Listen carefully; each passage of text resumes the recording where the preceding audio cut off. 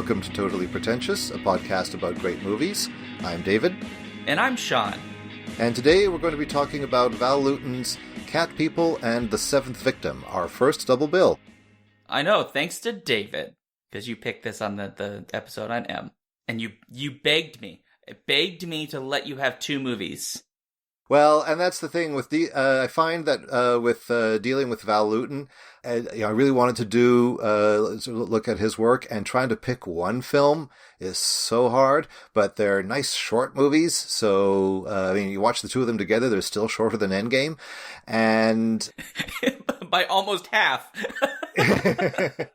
And they bounce off each other, I think, in a really interesting way. So that was part of my reasoning for going for two. Well, so we'll talk a little bit more about that in a lot of detail, and I'll get you to wax lyrical about Val Lewton, I'm sure. But before we get to that, we obviously need to talk about what we have been watching and enjoying in cinematic form recently. And so I will jump to you, David, and we'll get you started. What are you currently watching or recently watched? And also, given that this, we've got some time, what are you looking forward to in the very immediate future? I already know the answer, but let's hear it anyway. Well, yeah, in the very immediate future, what I'm looking forward to is Godzilla King of the Monsters, which, frankly, has eclipsed just the existence of just about any other movie out there, for me and my family. we're looking forward to it that much. Though I should also add that, John Wick 3 is coming out on, my wife and I, on our anniversary. So, that's a nice gift too. That seems like an appropriate anniversary gift. Just, 2 hours of Keanu Reeves murdering people. It's made for us. So, we're looking forward to that. And I guess, what I've seen most recently is Endgame, which I'm betting is probably true for you as well. That is correct. And I have much opinion about that film. But we're also recording a podcast on it. So I can't quite say anything more, except that I did enjoy it. Yeah, and since I won't be on that podcast, I'll natter very briefly in a non-spoilerish way. I will say that I basically enjoyed it. It felt like it wrapped up some arcs in a largely satisfactory way. Some of the emotional payoffs I think were worked. Some did not, but some of the big ones did. But as I've been thinking about it, it also reminded me or made me think of why, I find for a lot of Marvel films, they're a kind of one and done experience for me. And I think it's that this is another film it is a whole that is precisely the sum of its parts and no more. That from moment to moment, this works or that doesn't. And then you wind up with a positive or negative balance. But I'd say the Marvel films that feel like the whole is greater than the sum of the parts would be things like Thor Ragnarok or Black Panther, where you really there's the sense of the individual filmmaker is getting to speak a bit more than particularly the event films, which can have it be a rather more shambolic experience. But having said that, I still I liked it a lot more than I did Infinity War. Yeah. I'll just say yeah. There'll be some things that'll be said when we do the recording on that. So just if you're not subscribed to the rest of the Skiffy Fanty show, do make sure you subscribe to either the full podcast or just to At the Movies, which is the episode will show up there. That'll be on that. But I suspect all the folks being on it, we're going to have some very interesting conversations, because I think already I can tell that almost all of us probably liked mostly the same things and severely disliked mostly the same things. And I suspect you and I, David, in the same camp, because I suspect the parts that really did not work for you are probably the parts that did not work for me. Yeah, I'm betting that's very likely the case. So, so I would urge everyone to tune in for the complete Skiffy and Fanty conversation. That'll be great, yeah. Yeah, I'll be interested to hear that myself. So I guess for the rest that I'm watching at the moment, I am working on Babylon 5, because we got another episode of that being recorded. And I am watching Game of Thrones because this is the Oh, yes. final season, and I have gotten to the point where I am just like, if a certain character ends up on the throne or keeping the throne, if I just don't want to give any kind of spoilers away, Mm-hmm. I will be very disappointed because it will be a very unsatisfactory ending to this story, given where this character is going. So I have lots of opinions about Game of Thrones at the moment. I really am enjoying it, but also I'm just like, how is this person still? No, you kind of just need to like go retire or something, or I don't know, like go on an adventure that doesn't involve murdering people.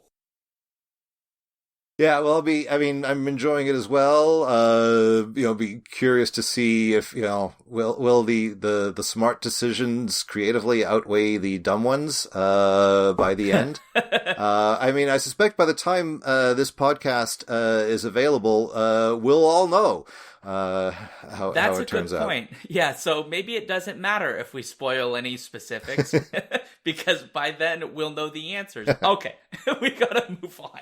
All right, David. So tell me what the deal is with these two films because they're from 1942 and 1943. They are a loose sequel. The Seventh Victim is somewhat of a sequel. It involves a recurring character, I believe in Tom Conway, who plays the psychologist in both films. But they are very different in terms of the types of stories they are. So Cat Yeah. People 1942, Seventh Victim 1943. So why these two films? What's their deal, David? Tell me their deal. Well, to begin with Cat People, first, so this was the first of Val Lewton's horror productions, and it is one of the most important horror movies of the 1940s. And it, comes at a time when, Universal Studios had revived, the horror genre at the end of the 30s, after it had pretty much gone into hibernation in 1936, by doing having a double bill of the original Dracula and Frankenstein, and then starting, up the franchises again with, Son of Frankenstein. And as we enter the 40s, we're entering the realm of the monster mash, right? We get our first ones. I guess with the first real one would be Frankenstein meets the Wolfman. So that's from 1943, and that here's where we get our first cinematic universe for really. But in 1941, we get the Wolfman, and this is an enormous success, and RKO is wanting to do something similar, and hence Cat People. But what Val Lewton, given the title to work with, but then given a free hand as far as making the film is concerned, produced something very, very different. So whereas the Universal films continued to exist in this kind of limbo zone of some vaguely defined Eastern European locale, set at a vaguely defined time that seemed to blur the 19th and the 20th centuries. Cat People takes place in the here and now of 1942 in a very recognizable New York City.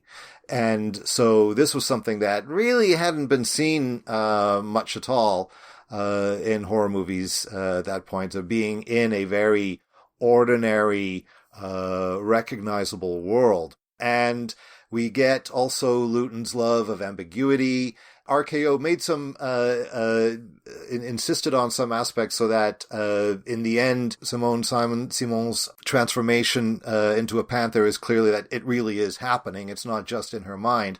But as Lewton was originally, making, there was a lot more ambiguity there. And even so, we still have this marvelous play of shadows and so much that is suggested. The film is also important for giving us the first jump scare of the movies, with something that Lewton and his crew came to call the bus, which is the sequence where Alice is going through Central Park and is being stalked by Irena, the cat person of the title. And just as she's about to be attacked, we hear the hiss of the air brakes of a bus that suddenly comes into frame. So there's a lot there that makes Cat People very, very important, and it was a big success. And we then get a whole series of films produced by Val Lewton with different directors and writers. He made a couple with Jacques Tourneur, I Walked with a Zombie being another, a few with Mark Robson as a director, and he did The Seventh Victim, and Robert Wise. But there, we were discussing prior to recording, with Val Lewton, we get the rare instance of a producer auteur. That though we have different directors and different writers, those films are unmistakably the production of Lewton's interests and obsessions and concerns. And he had his hands. He was very much involved in the writing of the films and how they were going to be done. So Cat People gets things off. And now it does have an actual sequel, Curse of the Cat People. Though if audiences were going there expecting to get a straightforward horror follow-up to Cat People, they are in for a very big surprise, because what we get is the story of the daughter of our surviving characters from Cat People, who's a lonely, imaginative little girl who doesn't really have any friends, and she is befriended by the ghost of her father's first wife, Irena, the cat person in the first film. And it's a rather dark childhood fantasy, very, very personal film for Lewton, and not at all a straightforward horror movie. Now, The Seventh Victim is, I think we should probably call it a kind of prequel to Cat People, though, because the character of Dr. Lewis Judd, played by Tom Conway, is killed at the end of Cat People. But we get him again in The Seventh Victim, very clearly the same character. And I think one of the reasons why I like pairing Cat People with The Seventh Victim is that The Seventh Victim, which is already one of the bleakest horror movies of the 40s and beyond, is rendered even more bleak by the pairing with Cat People, so that if you watch Seventh Victim on its own, Lewis Judd comes across as, well, I mean, he's ethically dubious, to put it mildly, and yet is given these redemptive moments at the end, and he is the one who is given the kind of moralizing speech at the end of the film. But when you realize that this moral lesson is being delivered by a psychologist who attempts to rape his patient in the previous film, then it rings even more hollow.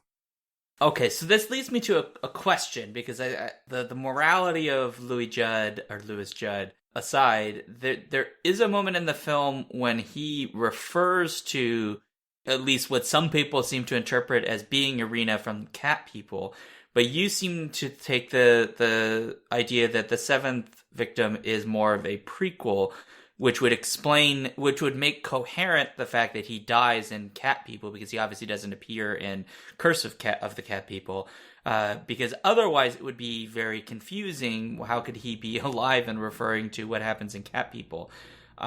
I like your vision much better than the version where he seems to be referring to Irena in The Seventh Victim. Oh, I see. So, because you're talking, you'd be referring to that moment in the Seventh Victim where he talks about a young woman who is now in an asylum, right? Is that what you're referring to? Yeah, he refers to, he once knew someone who was basically insane, and given what we know of Cat People, right, his first explanation for Irena's erratic behavior is effectively that she is suffering some form of psychosis. I mean, he even flat out says to the main male character of Cat People, that you basically have two options here. You can divorce her, or you can have her committed, which didn't quite make sense to me, because you could also divorce her and have her committed at the same time, I suppose. But, I wasn't around in the 1940s, so maybe that's just how things were done. So it would seem to suggest that if we treat this film as a sequel proper rather than a prequel, he didn't die, but then there's no explanation for that, so it would render it incoherent. It would make it nonsensical. But it would also be a thing that would make sense in the context of some horror film quote-unquote franchises where, sort of the earlier period of horror films when characters would come back without any explanation for how they're not dead from the last film. Yeah, I mean, I guess that particularly with poor Lawrence Talbot, the Wolfman, who keeps coming back. Though there are still in the Universal films, there would tend to be at least some kind of explanation, particularly with regards to the Frankenstein monster, as how he survived from movie to movie. But yeah, I mean, both Judd and Irena are pretty clearly dead by the end of Cat People. Furthered with, I mean, the fact that Irena is dead at the end of Cat People is even more explicit in the fact that it's her ghost that we get in Curse of the Cat People. And I guess, I should add, for the benefit of, obviously we're into full spoilers here, but by way of very, very brief summaries, Cat People tells us the story of the unfortunate Irena who falls in love with the rather bland all-American Oliver, but they get married. But she is believes that she is cursed to turn into a panther if her emotions are in any way inflamed, and it turns out that she is in fact correct. The Seventh Victim is a story of Satanists in Greenwich Village, where here the sister of one of their members, as it turns out, is on a quest to find her missing sister, and so this is Kim Hunter playing Mary is looking for her sister Jacqueline, played by Jean Brooks, who it turns out is also under the care of Tom Conway. And things don't go very well there either. And in fact, the Seventh Victim, Luton was told by the RKO powers that be that no message movies, and to which he responded that the Seventh Victim has a message. Its message is death is good. And the Seventh Victim has the most extraordinarily bleak ending of just about any horror movie from that decade and the ones before, and really for many to come, where Jacqueline, having betrayed the Satanists, they tried to get her to commit suicide, which said attempt is spoiled. But then she returns to the apartment where she has rented a room, and its only furniture is a noose with a chair underneath it. Yeah. And the last thing we hear is from behind that closed door, the chair being overturned. And the sense of just this is a film about loneliness and despair, and it doesn't have the supernatural element exactly of Cat People, but it kind of hovers at the edges, at least in the sense of a kind of merciless, inevitable fate, in that from the title, Jacqueline is meant to be the seventh victim of this cult. There have been 6 other people through the years who betrayed them and died. She is to be the 7th. And though they do not appear to succeed in getting her to kill herself, we see that the room that she rented is room number 7. As if her doom has been written from the word go in this film. So another thing that probably is worth adding to the ending of The Seventh Victim is that the neighbor that lives next to her is dying. I believe her name is Mimi, is dying. She has some sort of terminal illness. I can't recall exactly what she has. It's never specified, though. The suggestion is that it's might be tuberculosis, because we see her coughing a lot. That would make sense. Yeah, that would make a lot of sense. So, and she basically decides slightly before this, I believe, in a conversation with Mary, that she's going to go one last time out on the town before she dies. So she dresses herself up. So this is, this terminally ill, I am going to die, there's no escaping death person, right? Walking out, hearing the thud, thinking nothing of it, and then leaving. Yes. And so there's this really lovely parallel of the two perspectives being offered, the sort of like more grim, horrifying, like you were saying, the idea that like her fate is already sealed sort of sense.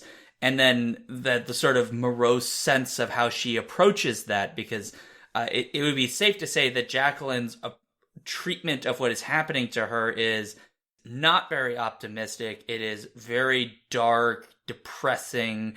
It's like a weight, like she's being crushed by death, which makes sense. We'll kind of come back to maybe what the Satanists have to say about this, where versus the actual dying person, the person who knows that her life is being shortened and she will not survive much longer, is choosing instead to face death with a much more cheery expression of dressing herself up and going out and having a night on the town.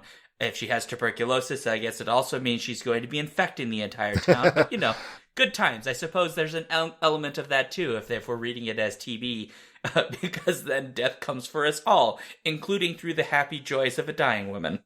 Well, and yeah, I mean, in the conversation that Mimi has with Jacqueline, right? We have the contrast too, right? Mimi says, "I've been very good. I've been resting and resting, but death is still coming for me," right? She doesn't want to die, but death is rushing towards her. And Jacqueline responds with saying, "Whereas I've always wanted to die," right? And she's healthy, but is choosing death, and so Mimi decides, well, fine, yeah, I'm going to have fun one more time, even if that is basically going to kill me. So that there's both, the fact that the final words in the film is also the epigraph that began the film from John Donne's Holy Sonnet 1. I run to death, and death meets me as fast, and all my pleasures are like yesterday, is aptly describing the situation of both women in that moment. I should also add that Mimi is played by Elizabeth Russell, whom we saw in Cat People as well, playing a different character, but also a memorable one in a very small moment. She's the other Catwoman that Irena encounters at her wedding reception in the restaurant, who confronts her and calls her sister. Oh, yeah, you're right. I forgot about that. And she would return again in Curse of the Cat People, this time as the kind of repressed, tormented daughter of the old woman next door, and that the little girl becomes involved with, and in fact does become the primary threat in that film. So a lot of recurring figures in Lewton's films too, both in cast.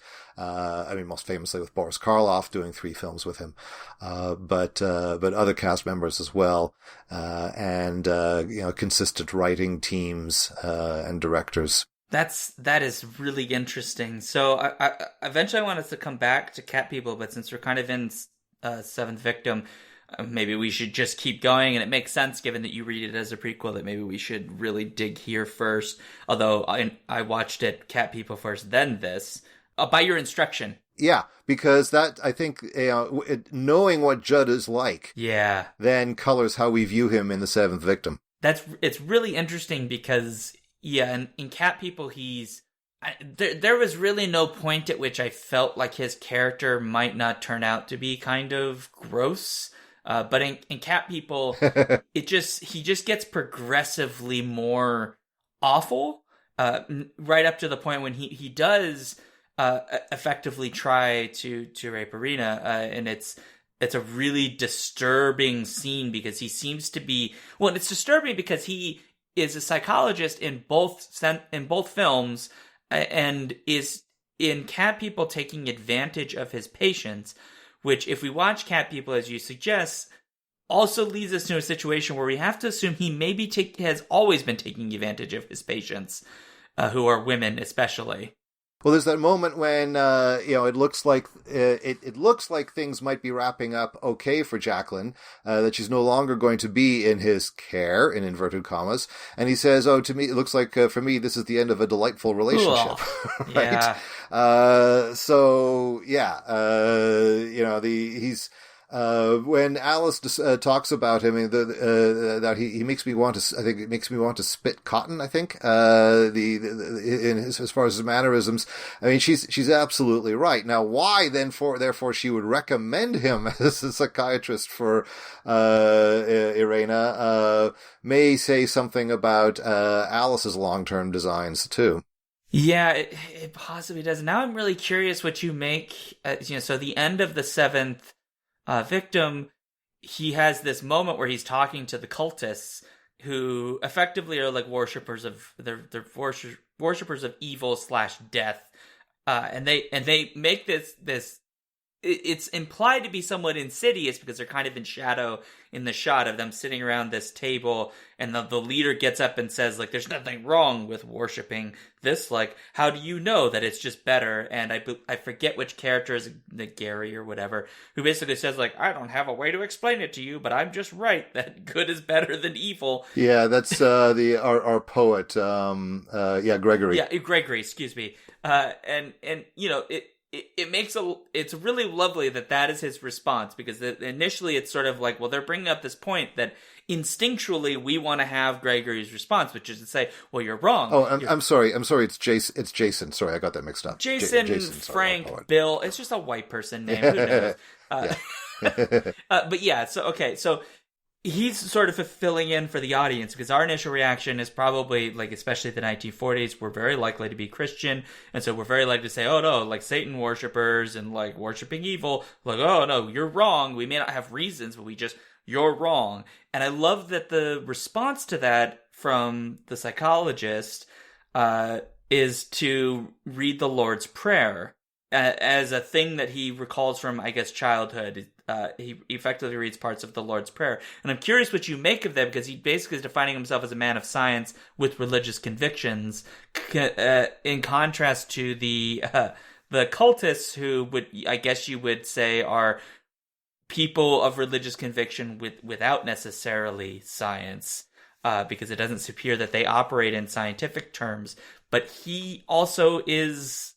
It seems to suggest that his materialistic elements are also evil. It's well, I mean, he hangs out with them all the time, right? I mean, when they find him earlier at that party, he's hanging out at the hostess. She's one of the Satanists, and half of them are there at that party. I mean, there's I think it was the screenwriter one of the screenwriters, DeWitt Bodine, who was doing research on Satanists prior to the making of the film, and described his experience of basically just sitting around with little old ladies doing crochet. And the Paladists, as they call themselves here, I mean, there is this, I mean, the idea of wisdom, right, in the name, because, you know, they're taking it from Pallas Athena. So there's this sense of this, you know, quest for knowledge. But I think if you look at the pervading sense of isolation and loneliness, just experienced by so many people in the film, it's like, by the end, in many ways, they're more pathetic than they are sinister, right? Yeah. And Judd's, sternly reciting the Lord's Prayer to them. It looks like he's scolding them, and they look kind of abashed, right? And the thing is, though, and bearing in mind, this is a film that's made under the auspices of the production code, and there are all sorts of do's and don'ts, right, as to what was permissible. And among the things that was a big no-no is evil cannot triumph, right? So you're not going to get the bad guys winning in films from this period. And whereas this scene here would, on the surface, appear to answer that requirement perfectly, right? With this moralizing lesson about the Lord's Prayer and the Satanists looking all abashed. The problem is the person who is delivering this lecture is a scumbag. And so it makes his words ring hollow, particularly if we've seen Cat People and we know what this guy is like at his worst, right? The as creepy as he is in this film, he's even creepier in Cat People, and we know what's going to happen to him. And then on top of that, after he delivers that speech, but it's after he delivers that speech that we then get Jacqueline's terrifying walk home and her suicide. Yeah, I mean, it does really. You're right. I mean, I don't know if this is their intention, but it does definitely feel that even though technically evil is supposed to not triumph, in the end, it almost feels as though they have. And perhaps the reading of the Lord's Prayer gives this sort of faint sense that it is not a success. because they do seem, Yeah. I think, somewhat pathetic, even though the lighting is trying to give us the opposite impression. It's clear from their body language when they're sort of being quote unquote reprimanded by Judd. But by the end of the narrative, it very much seems like everything they had sought to complete ends up happening, because they wanted to kill her in the first place. Specifically, they wanted her to kill herself. And it's actually one of the other members of the group that prevents her when she finally agrees. So we should see it coming by the end, that when she does this walk home and she's being chased by the dude with the knife, who's like gonna, I guess, cut her some apple slices. I'm not sure. No. But it's very clear, like, she is going to die. And so if we're expecting something else, it's because we're maybe not paying attention. Or perhaps we have different narrative expectations of a 1940s film, because it is certainly the case with something like Cat People that there are elements that aren't really shown very well in the film, like the romance. But that's not really the focus of the story per se. So things are kind of rushed sometimes in these films, but this seems like they really went and dragged these out deliberately to really set the tone of the end of the seventh victim. So it doesn't feel like that was a narrative rush to just have her go from changing her mind to killing herself again. It seems more clear to me that she wants to die, and she even tells us that at one point, right? I want to die. So that's been there from the start. So did they? Yes. Does she die as a result of what they did, or is it? The breaking point has been reached for some other way. There's some of Luton's trademark ambiguity, right? We could take that a number of ways there. And I have to say, I might need to be corrected. I can't remember definitively if we get her walk home, if that's after Lewis's speech or if that happens before. But either way, that's certainly that ending. She dies as they wished her to, but whether, that was their doing, or, something that's been built into her, tragically for so long, or both, Luton and his team leave that up in the air for us. I'm sorry, I'm pausing because I'm actually checking for you. Okay, yeah, I was trying to remember, suddenly couldn't remember what order the events happened, if Lewis and, Oliver, Jason show up after, because I know that, like, they leave, and then there's that scene back at the apartment where they don't realize that she's come home, but I can't remember precisely the order. Okay, so, she does her walk home. It appears like she gets home, and then they have their confrontation. Yeah, so it's right before she actually dies. So she goes into her apartment, and then it cuts away to them in, like, their weird shadow council, and there's, like, a wonderful light on the dude's face, and then they get reprimanded, quote unquote, by Dr. Judd. And then it goes back to the being told, like, they're all like, oh, she's back at the apartment now, see? And then what's his name confesses his love. Gregory confesses his love to Mary. It's so grim, right? Because it's like, I love you, not Jacqueline. Well, but we can't do this to her, so okay, we can't be together. And then meanwhile, oh yeah, you're going to be able to be together. She's just killed herself next door. It's just this. There's a lot of darkness in Luton's films, but this is the darkest of them all, by some measure, where we are really denied any kind of happy ending. And we get, it's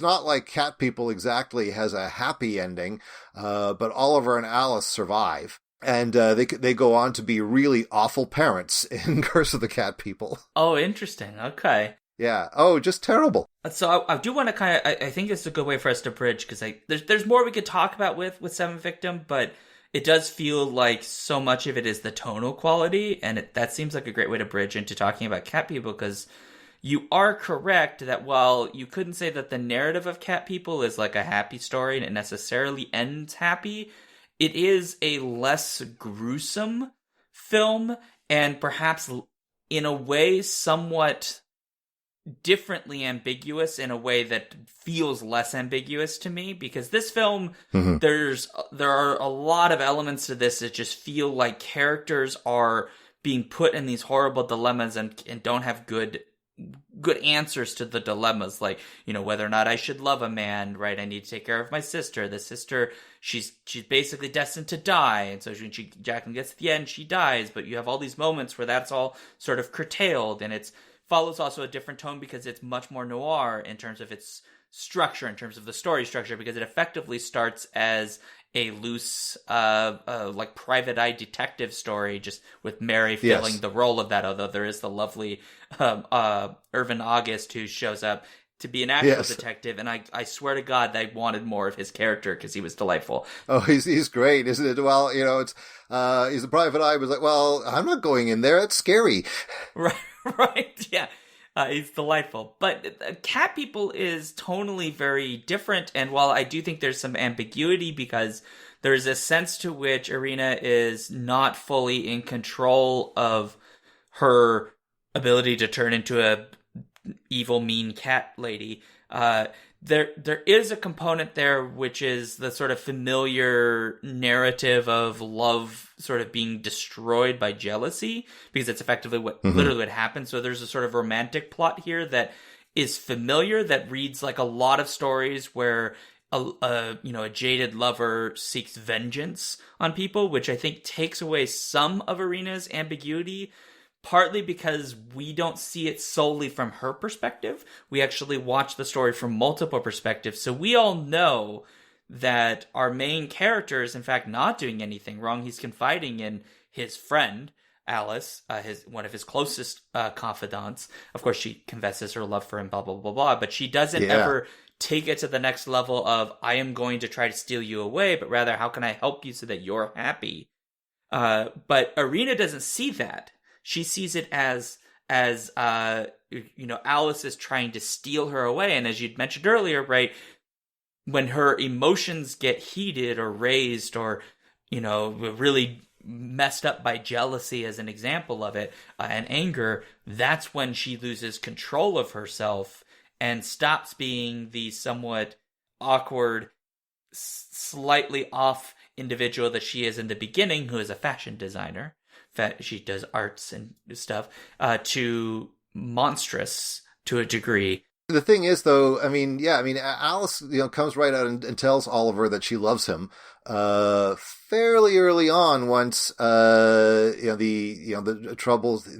trouble between him and Irina is getting worse, right? Right. And she, at one point, she even says, "That's why I'm so dangerous. I'm the new kind of other woman."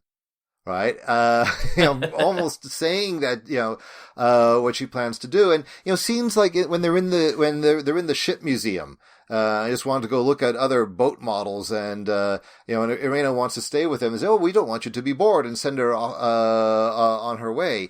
I mean, their actions there are, at the very least, thoughtless. Oh, absolutely. Yeah. And Oliver may not actually be in an affair physically with Alice, but he is to really for all other by almost every other emotional measure.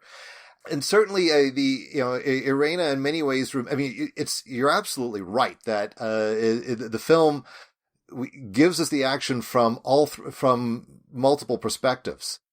And so that scrambles our feelings of sympathy, particularly since, when Irina turns into a panther, it's Alice who's the primary stalking victim in two of the film's most famous sequences, Central Park and the swimming pool. Yeah. Oh, the swimming pool. Yeah. Whew. Yeah. And so we get that the horror scenes from Alice's point of view, but we've had so much of the film from Irina's point of view, and we see the emotional pain that she is undergoing, and how, by comparison, how shallow and callow both Oliver and Alice are in comparison. This, I think, certainly compounds the sense of the tragedy that we're watching. I mean, Irina simply cannot win, that everywhere that she needs help most desperately, she's not going to get it. I guess I would push back somewhat, and maybe this is just because I'm reading this film a little bit differently, in that I found Irina slightly less sympathetic, because Oliver should never have married her to begin with, because it never made sense to me why they got married. He seemed to just like her because she was pretty. There was not anything shown at the beginning of the story that really gave me a good reason for why they're together at all. And part of that's just the way that the narrative is set up. It's not really trying to focus on that component. It's trying to focus on the aftermath, which I get, but... Right. And maybe there's some element, this is the 1940s, so there are a lot of things that you can't really show. But it never quite made sense to me, because this person always gets the impression of like feeling very distant and is never quite there. And even after they get married, one of their central problems from a relationship standpoint, I hate that I'm going to be like the relationship counselor right now to these fictional characters. But one of the problems is like they have no sense of like physical intimacy. I mean, quite literally, the issue is partly consummation, which I'm sure there's an element here to kind of a sort of a horror element of like virginity and sex and those energies sort of being fed into here, which we could talk about, but I don't necessarily have a personal opinion on that. But for me, like the issue is like, here is this guy, and he loves this woman, and he is trying to make something work. And every time he comes to her and says, like, how do we work through this? How do we find a way through this? She just goes, I don't know. I just don't feel like it. And there is a point at which, like, well, you know, you went to the psychiatrist once. To be fair, we know that Judd is a turd, and so probably should send her somewhere else. But she only goes once. She doesn't go back. She seems to constantly be focused on the traumas and never considering that perhaps her perspective on things is affecting the ability for them to even have a relationship.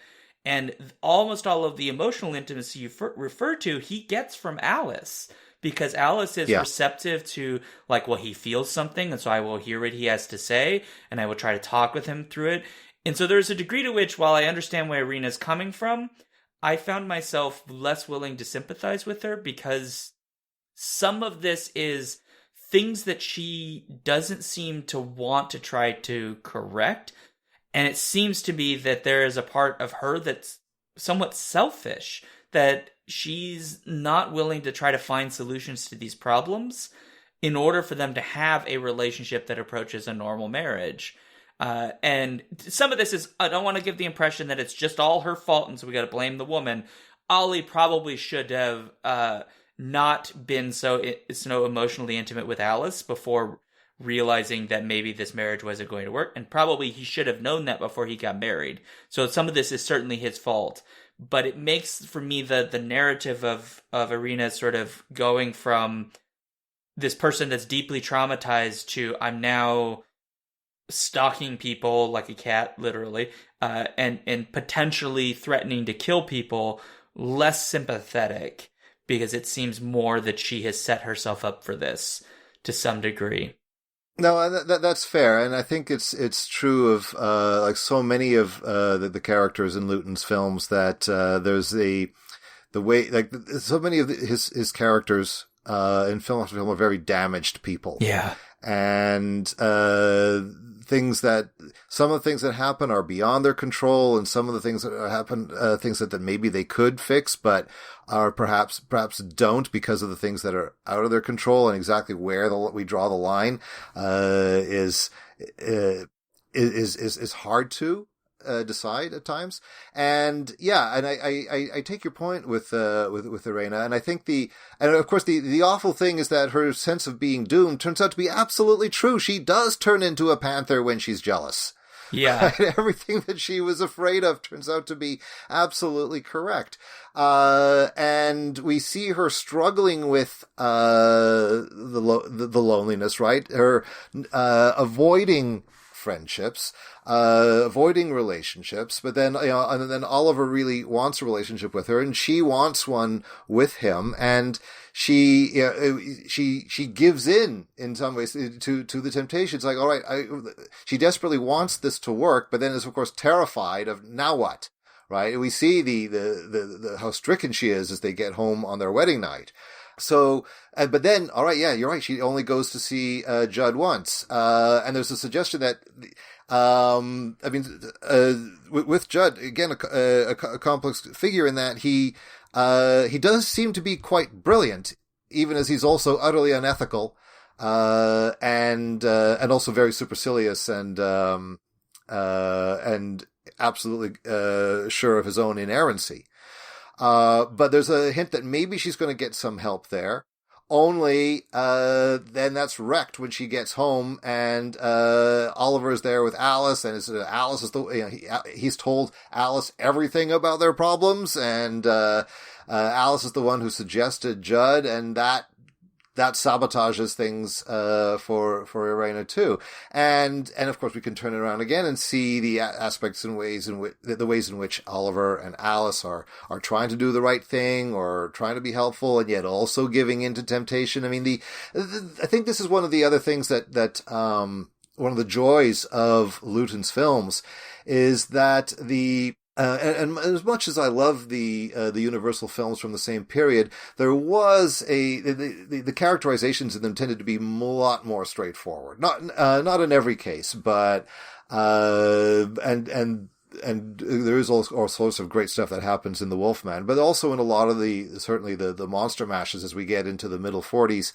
You're not going to get anywhere near this kind of situation where you understand where characters are coming from, even as they frustrate you. Yeah. For the stupid decisions that they make. In other words, the characters in Luton's films are so recognizably and painfully human in their bundles of contradictions and their mistakes and the way the things that they do wrong, but in ways that, Lord help us, we probably would do it wrong too in the same situation.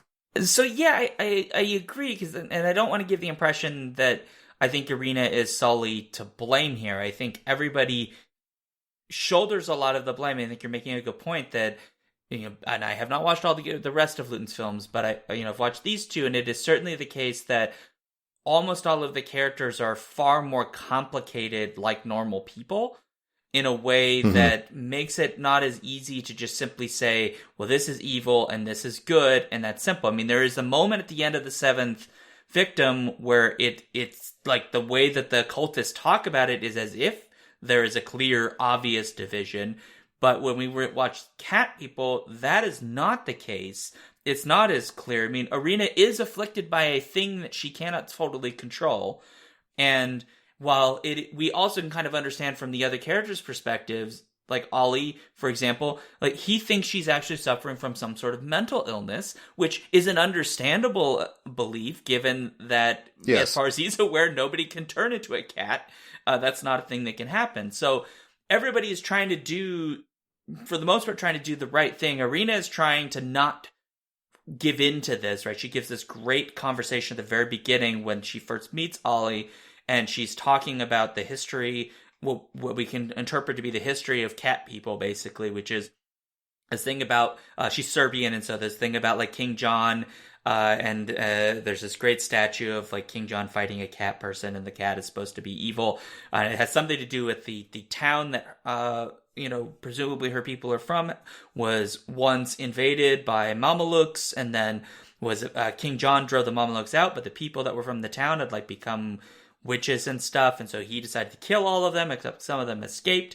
And so she takes this legend as quite seriously, almost as though to suggest that she is the descendant of those people who escaped to the mountains and were not slaughtered by King John. And of course, Ollie's perspective is like, you have like a pathology from your childhood that is like seeped into your mind, and it is affecting our ability to have a normal relationship. So everybody's trying to do what they think is the right thing to help everybody else, up until the point when Irena sort of becomes consumed by jealousy. And then at that moment, it sort of spirals out of control. And I remember you talking about this film, by the way, a long time ago on, I think, a Skiffy and Fanty podcast. And I don't know if it ended up in an episode, but this has some of the like really great sequences, that the scene of them Alice walking in the dark and the clump of the other heels behind her. And you'd mentioned earlier, right, that hiss when she thinks that there's something there, and the hiss of the bus, which sort of melds into like the sound of a cat screeching. Or there's these great sequences, and it enhances the tension. I think that we have both these enormously complicated characters that are screwing up even as they're trying to do the right thing. They're trying to be good people, with the exception of Dr. Judd, who is questionable. But also these immense sequences of tension that sort of drag those out and make us feel terrified. I mean, even the pool scene is a great scene, right? I don't understand what her swimsuit's doing, because she apparently had like weird nipples on her suit. I didn't understand what was going on, but apparently 1940s they put nipples on suits. That was a thing. But she's swimming in this, and she's hearing this rawr, all of these sounds, and it ends up being Urena, but of course she's not a cat yet. We don't see the cat. That comes later. So there's just a lot of wonderful tension and buildup without showing us those things, which I really love. Yeah, I mean, we do see the shadow of the cat, and there's the kind of animated shadow of the panther in the swimming pool scene. But we don't actually see her in panther form until she confronts Alice and Oliver in the at their workplace. And I will admit that I really like this a lot more in horror, because I think part of the problem that a lot of more modern horror suffers from is just going straight for the scary bits, which eventually just for me becomes, it isn't scary. So like I've watched some of the more recent like Jason and Texas Chainsaw Massacre reworks, and those to me just sort of feel like we're just coming up with clever ways to murder people, but we're not necessarily like actually doing anything interesting with the suspense. Whereas this film, I felt there's a lot more suspense as we're, because things aren't shown to us right away. It's sort of like a build up to the reveal. And, it's 1940. And so like the cat is just a panther. It's not as terrifying as, today as what we would expect, but still, like, you can imagine, right? Like, if you're in a building and a panther's attacking you and you don't have a gun or anything, like, that's kind of scary. Panthers are no joke. And the Lewton would certainly, I mean, as far as doing the scares, I mean, in almost every film there would be an extraordinary moment, right? The Leopard Man, which sounds like it's going to be yet another sequel, but isn't. There is no man who turns into a leopard there, but it's one of the very first American serial killer movies. In fact, I think it may be the first American serial killer film. And the one of the opening sequences does have, though, a young woman who is killed by a leopard that has escaped, and her mother thinks she's just being silly outside and won't open the door for her, as she's hammering on the door, screaming to be let in. And then when her mother finally realizes that something really is wrong, I think she hears the roar of the leopard, and then she's struggling to get the door open and can't. And then the scream suddenly cuts off and blood flows under the door. It's an awful moment. And even actually showing violence on screen in The Body Snatcher, there's this chilling scene where Bela Lugosi is trying to blackmail Boris Karloff, but has come all by himself, and Karloff is pretending to go along with the Lugosi's simple-minded character, and says, "Well, of course, yeah, and here's some things we can do together." And he starts talking about Burke and Hare and the way they killed people, and let me explain to you how it was done. And no, don't worry, let me show you. I can't. How can, as Lugosi's trying to bat his hand away? Look, I can't show you if you won't let me. And then he proceeds to smother Lugosi by putting his hand over his mouth and nose, right? And we just see the whole scene played out in this terrible, like the Karloff's terrible calm, right? Hardly ever batting an eye as he suffocates another man, and then while he's still crouching over the body, casually putting out the other hand to pat his cat as it walks by. He would, in some films, kind of push things as far as the horror content is concerned, pretty far for 1940 standards. And if we jump ahead a decade to 1957, and Jacques Tourneur, who directed Cat People and I Walked with a Zombie, which, as a little parenthesis, has Tom Conway again, but this time as the romantic hero, in a film that is basically a reworking of Jane Eyre, but with zombies. Anyway, in the mid-50s, Jacques Tourneur would direct Night of the Demon. In the US, it was released as Curse of the Demon. And it feels like a Val Lewton film 10 years later in many ways, with, this devil worshipper and, lots of brilliant use of shadow and a rationalist hero who doesn't believe in the supernatural, but whose skepticism is gradually being broken down. Now, we know from the very beginning of the movie that the powers of darkness in here are absolutely real, because we get to see a 50-foot demon.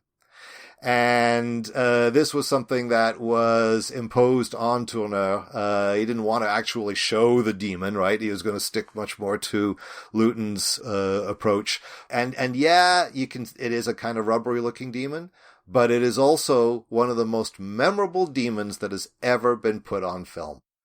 And it's right there on the poster for Night of the Demon. And when you see this 50-foot thing materializing, it's pretty goddamn cool. So and it's exactly the kind of thing that Lewton and Tourneur resisted in Cat People, but there would be times when Lewton would kind of give way to an awful explicitness into what was going on.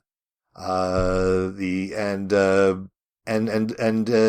when he did, it certainly worked brilliantly, because those scenes had been earned. I think there's something interesting too, and I know this is very much like your field of expertise, because I have seen you, David, at conventions and what kind of movies you buy. You know your horror films like a boss. And one of the things that I think I find so fascinating about a lot of earlier horror films that I have seen is when they do present the monstrous fairly directly, there's a tangibility to it, because it literally, they didn't have CG. They had no way to sort of really make these things out of anything else. They had to, if they were going to show it, there had to be some form of a physical representation. And so it gives a sense of realness that, I know, like, I was thinking, what is his name? Something in the Pit. A Quatermass in the Pit? Quatermass in the Pit, thank you. Even that, right? Like, even though it is somewhat horror in nature, it's not fully horror. When they finally show some of the components that are the sort of scary bits to it, right? It feels real. It feels more terrifying, right? So even something like this, which is not perhaps monstrous in a literal sense, right? Because we're not inventing demonic apparitions and things, or it's just a panther, right? She doesn't even get a transformation scene, which we have seen in other horror films, somewhere vaguely in this 20-year span of period, right? Where you have some form of transformation. Well, just the year before you had the Wolfman, right? That's right. Yeah, so which he has a transformation, right? This he doesn't get, but even then, right, like having an actual panther there and realizing it is her, and they, of course, detect it because they smell her perfume, and so that's what they realize. That gives this a greater sense of terror than if they had made the same movie in 2019 and had been let's just CG her into a panther. Would have just felt less tangible, would have felt less real. Now that's changing somewhat because we're getting more film techniques where you can do more, so motion capture and stuff, where you can bring in those elements that give it more life. But to me, I think part of what makes earlier horror, before sort of CG really becomes very common, is it all feels tangible, which to me is so much more terrifying, because it's something that I don't have to imagine it as being more real than it is, because I know it is a real thing. It's a thing that existed. It may not actually be a real monster, but I can imagine, I've told you this before, like zombie movies scare the bejesus out of me, right? And it's because, I can imagine if I'm in that situation, even if I'm in a movie and I know it's a movie, I don't think that I could turn off my fight or flight reflex entirely to sort of just pretend I'm scared. I think it would legitimately be terrified out of my damn mind, because it's that scary to me. Does that make sense? Yeah, no, it does. I agree with you about the tangibility, right? And if you want a comparison, Cat People was remade in 1982 by Paul Schrader with Natasha Kinski in the lead. And their subtlety basically goes out the window, and you get all kinds of graphic gore effects. It's by far the lesser of the two films. But even, of course, but then too, it's pre-CGI. And so it is still practical effects. And I agree that for horror, the physicality of the thing, however much it is, the makeup might be visible, but I think that does matter. I think that may be one of the reasons why the Demon in Night of the Demon still works. Or take your example of Quatermass in the Pit, which is, I would say, is totally a horror film. God, I remember seeing that as a kid in the theaters and just being scared out of my mind. But the grasshopper Martians that we see there, and all of their gooshiness, and slime-covered bodies when they're discovered, there's that tangible quality. And CGI, it certainly has gotten a lot better, but even today, right, the most effective effects in horror remain the practical ones. That when the CGI comes in, you can tell, and it remains much less effective. And I wonder if some of that has to do with the way that, and we kind of have to move on because I think we've hit our line, but I wonder if some part of that has to do with the fact that for a lot of horror, when there is supernatural things present, we sort of have, I mean, there's a lot of different elements, but we sort of have like two different varieties of horror. I mean, there's certainly more, but if we broke them down to like the two most obvious, it would be sort of like the psychological or existential horror, where the monstrosities aren't necessarily the central focus. It's more like the impact it has on the characters. So Cat People would fit more into that, because even though she does turn into a panther and somewhat has a semi-murderous component here, she does in fact murder Judd. It is more about like the psychological toll it has on her and the characters than it is her turning into a monster. And then you have the more... Well, the seventh victim would be that, absolutely, too, right? Fair. Yeah, exactly. Versus something more along, like, say, like, Jason or a Texas Chainsaw Massacre or something like that, or even to some degree a hybrid would be like Silence of the Lambs, where part of what is the horror is the actual physical transformation or physical damage being done. And so that could manifest as like, Dracula, like actually sucking somebody's blood. So there's a physicality of like someone being attacked. You can feel the terror of that idea, or being stabbed with a friggin' machete, which, you can... It doesn't as scary if I know it's a fake machete, whereas it's a real machete. They just found a clever way to make it look like it went through someone's chest. That to me is like visceral, and it feels physical. So you're talking about the difference, not say between supernatural and non-supernatural, as far as like the content of the stories is concerned, but rather the delivery of the horror experience itself, whether it's psychological or visceral. Essentially, in a way, the way that it makes us feel as we're watching it, right? I think with Cat People and the Seventh Victim and some of the other stuff we've watched, right? So much of it isn't so much about the terror of the supernatural itself, insofar as it exists. In Seventh Victim, it isn't so much supernatural, but in Cat People, it absolutely is. But that's not really the part that's scary about it. It's the suspense and the terror that's produced by what's happening to the characters, versus a lot of other stuff like that can be supernatural, or it could be just straight up slasher films, where part of what's making us terrified is the fear that leads up to and then immediately follows after the actual attack, whatever the attack comes. And it could be something straight up supernatural, like a Dracula figure or a monster eating somebody, or it could be like the visceral horror of being, cut down by like Jason or Mike Myers or something, which to me, like the idea of getting stabbed with a butcher's knife or being eaten by, I don't know, like Wolfman or some werewolf creature or something that feels very physical and real, that to me is so much, that's a different type of terror than I get from something like Cat People, where it's more about what is happening. I'm more fearful for the characters than I am necessarily for myself. The other kind, I feel very much like I actually have some of that fight or flight reflex inside, when it's a good movie anyway. Right. Yeah. Well, and I think this is very much along the lines of the three types of horror that Stephen King distinguishes in Danse Macabre. So terror, which is entirely through suggestion.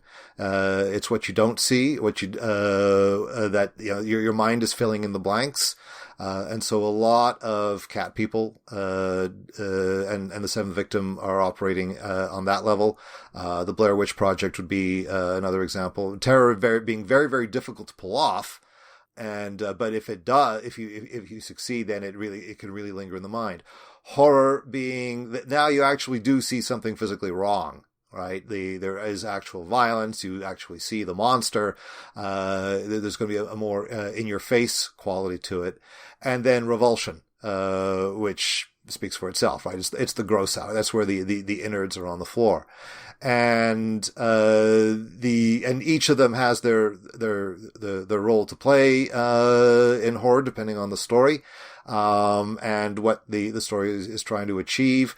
If you do terror if you do any of them very badly, then they're just going to be boring or funny. And he knows all about that because he did make Maximum Overdrive, so.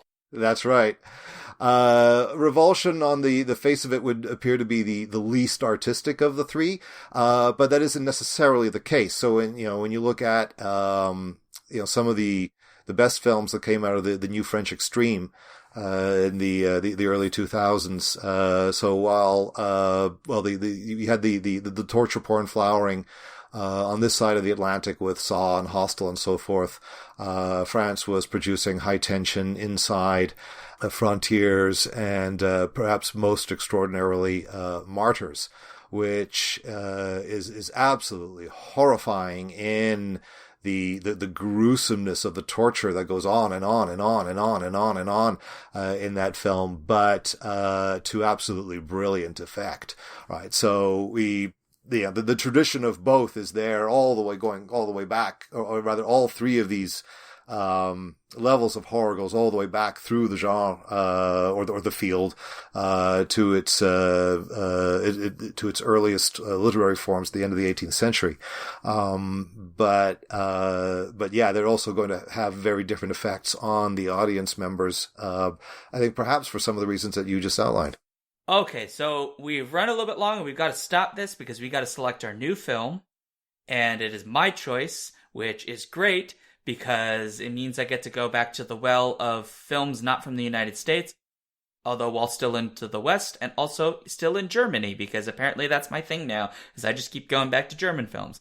This time, though, we're not looking at Fritz Lang, we are looking at Werner Herzog, who some of you may know as the guy who seems like he's murdered people for a living for the past 25 years, which may be true, because he could be a German spy, I don't know. But we're going to be doing a film called Fitzcarraldo, which is kind of infamous for being the ship going over a mountain film, in which that apparently really did happen during production, and I'm sure we'll have lots to say about it. So that's what we're watching, David. I'm looking forward to it. It's going to be crazy, because it's got Klaus Kinski in it, and it's Werner Herzog. Absolutely. And he's sort of bonkers. He's also in The Mandalorian, by the way. Did you see that? I don't know. You didn't see that, did you? No, I didn't. No. He got interviewed about it. Yeah, so Werner Herzog is like one of those like larger than life figures. So he's in The Mandalorian doing something.